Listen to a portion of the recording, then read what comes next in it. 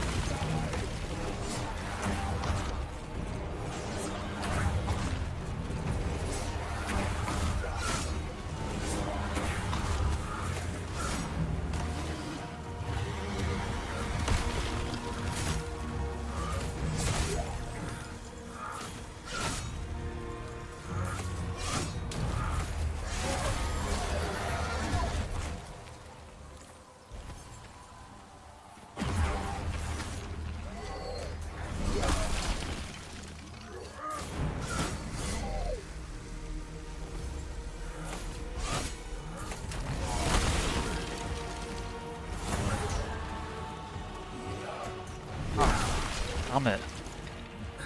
Still up quite badly. Ooh.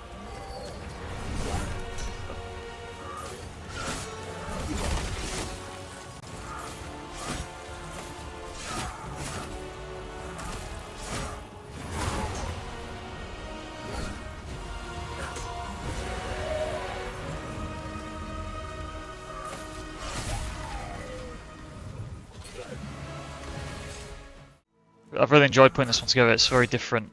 Obviously the main thing is, yes, you can shatter ice, but I don't do it with this build, and the reason I don't do it is because it's kind of just difficult to get working really with a one-handed axe. There's not really a way to do it because I've got ice infusion, that's why I decided to do it.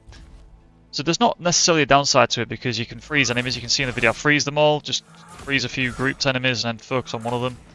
But then for the boss, it's free damage, you know? Rather than shattering them, it's free damage on them, free healing. So there is benefits to not shattering them, but obviously shattering kind of would be ideal if you could do it when you wanted to do it, right? But you can't really do it with this build, which is fine. You know, you still do great damage. But this all kind of started with this ice axe. I mean, it's not too difficult to get working with this one, really. You would need to be full focus. You don't use any focus abilities. It's all stamina abilities. So everything here is basic attacks and charged attacks. Now, I think damage to large enemies is very good on some of these items that I've been running. And, I mean, the reason for that is the 75% boost on 37 is taking that to like 70%, right? So 70% bonus damage. The big enemies, I just delete them. I do like 2k on an uppercut. And Echo Knight run there was no boons.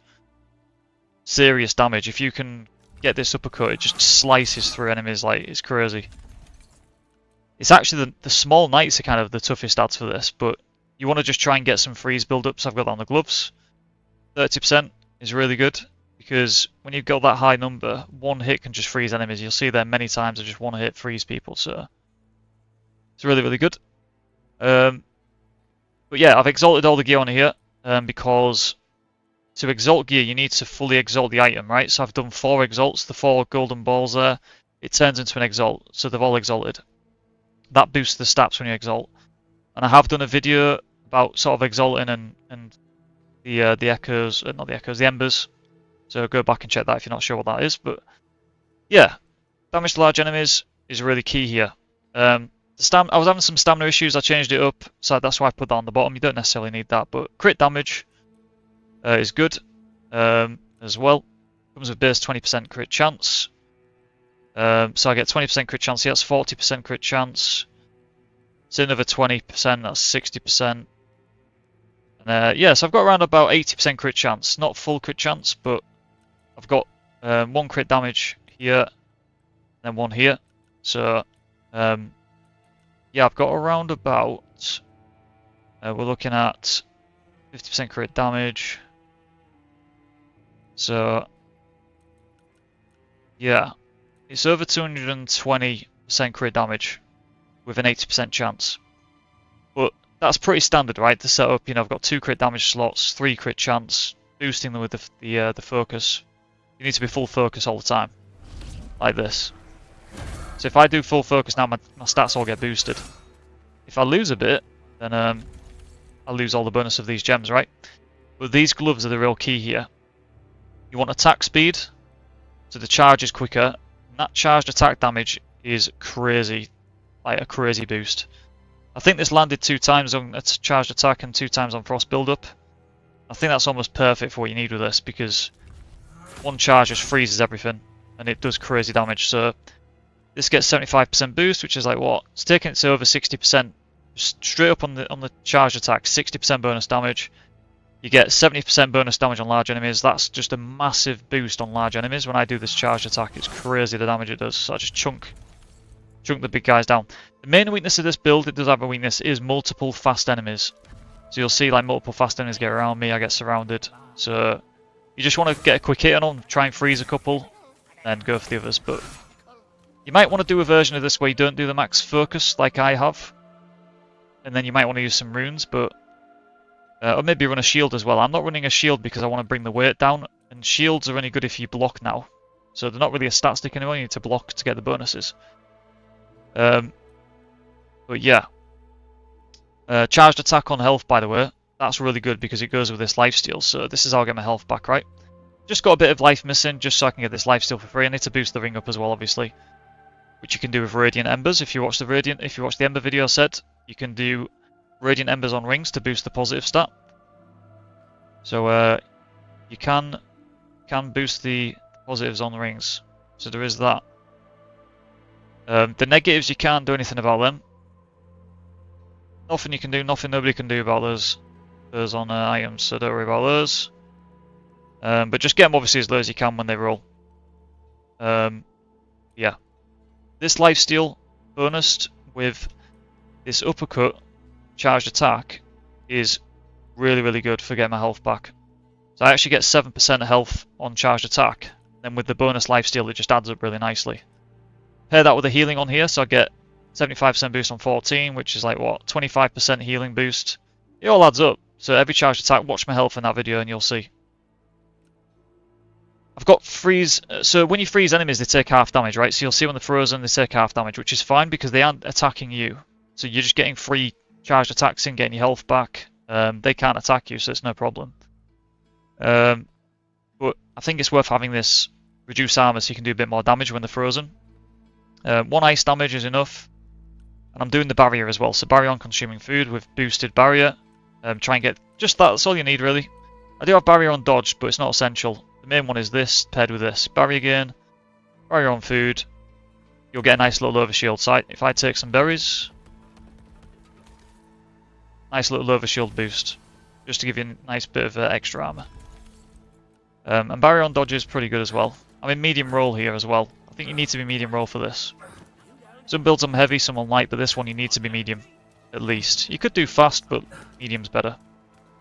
For this build, to be optimal, I think. I've got the glass cannon ring as well, because we're using basic attacks, we're not using rune attacks, so it gives you extra damage. And speed is really nice with this axe, just to get those charged attacks out quicker and do what you need to do.